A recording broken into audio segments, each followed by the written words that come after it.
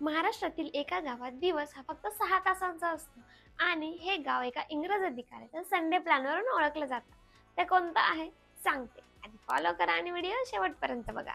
फोपसंडी अहिल्यानगर जिल्ह्यातील अकोला तालुक्यातील हे गाव चारही बाजूने डोंगरांनी असं वेढलंय की सूर्य इथे 2 तास उशिरा उगवतो आणि 2 तास आधी मावळतो. म्हणजे नगर जिल्ह्यात बाकीकडे जर 6 वाजता सूर्योदय होत असेल तर फोपसंडीत सूर्यदर्शन थेट 7 नंतर होतं.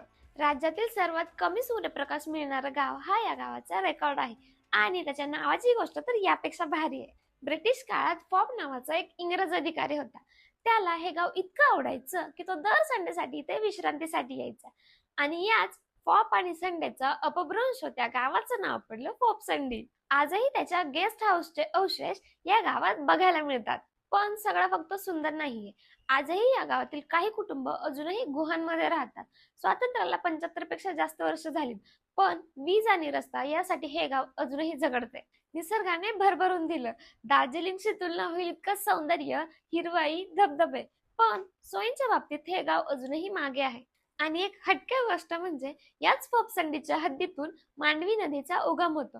असं म्हणतात की मांडव्य ऋषींनी इथल्या एका गुहेत तपश्चर्या केली होती आणि त्यांच्या नावावरूनच नदीचं नाव मांडवी असं पडलं. तर हा होता अहिल्यानगरच्या फोपसंडी गावचा अनोखा इतिहास. एका इंग्रज अधिकाऱ्याच्या संडे ट्रिपमुळे मिळालेलं नाव आणि सूर्यालाही उशीर करायला लावणारं गाव.